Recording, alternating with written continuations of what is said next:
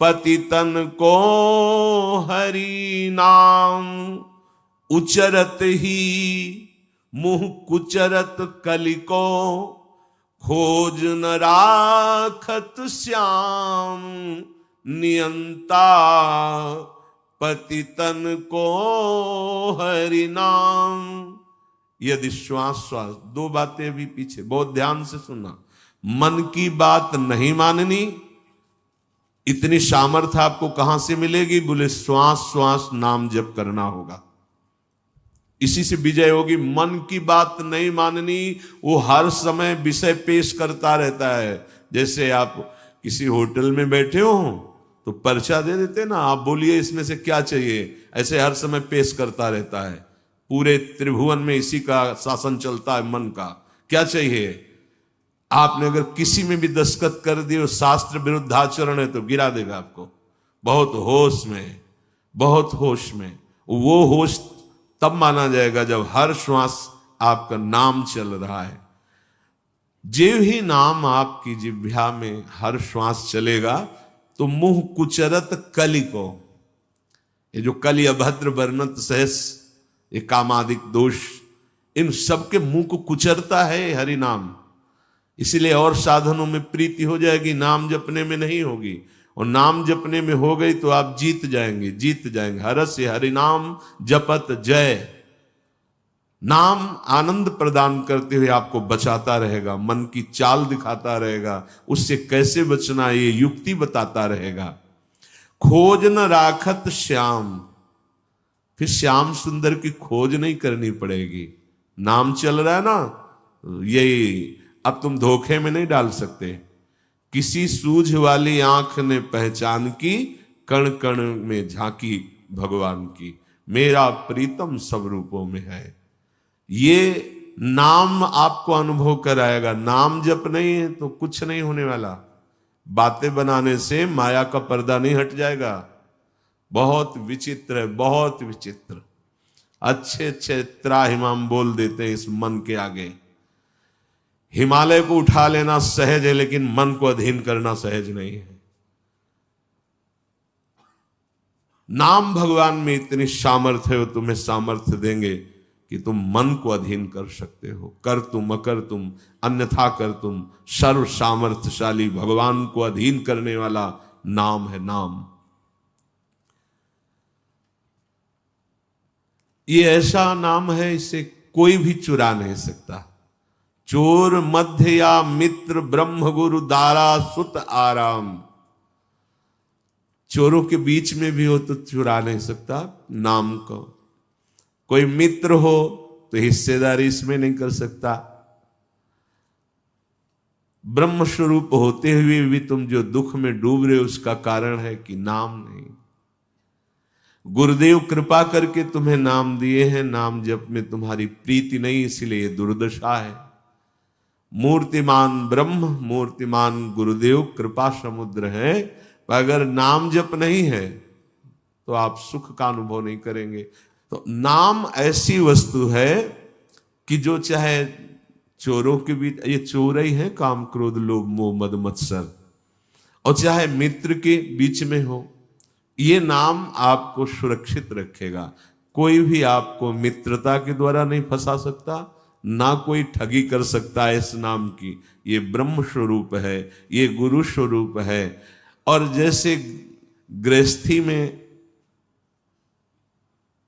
हर सुख पुत्र पत्नी आदि के द्वारा प्राप्त होता है, जिसने नाम को अपना सब कुछ मान लिया तो नाम सर्व सुख दाता है, उसको फिर किसी और की जरूरत नहीं रहती। जैसे घर परिवार में आदमी आता है, बच्चों के साथ हंसता खेलता है, उसे सुख मिलता है, नाना प्रकार की गृह सामग्री देखकर हर्षित होता है। उपासक के हृदय में सर्व सुख प्रदान करता है नाम। नाम नाम ही उसे पुत्र की तरह दुलार करता है, नाम ही पिता की तरह पालन करता है, नाम ही अद्भुत शांति प्रदान करता है। अघवंतन हरि बोलत ही भगवंत दियो निज धाम। चाहे जितना बड़ा कोई पापी हो, यदि हरि नाम उच्चारण करता है तो भगवान के धाम को प्राप्त होता है। पर बस ध्यान देना है, दो बातें, मन की माननी नहीं है और नाम छोड़ना नहीं है।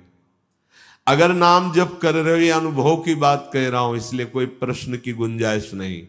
और मन के अनुसार तुम आचरण करोगे और नाम जब भी कर रहे हो तो भी आनंद का अनुभव नहीं होगा। आगे चल के कल्याण हो, मंगल हो, इसमें हमें कोई संशय नहीं है, लेकिन वर्तमान में तुम जलोगे नाम जपते हुए भी। यदि मन के अनुसार चलोगे तो तुम्हें भगवदानंद का अनुभव कभी नहीं हो पाएगा। शरीर छूटने के बाद भगवान जैसे अजामिल को परम पद, वो बात अलग है, लेकिन वर्तमान में जीवन मुक्तता और आनंद का अनुभव मन की बात न मानने से होगा।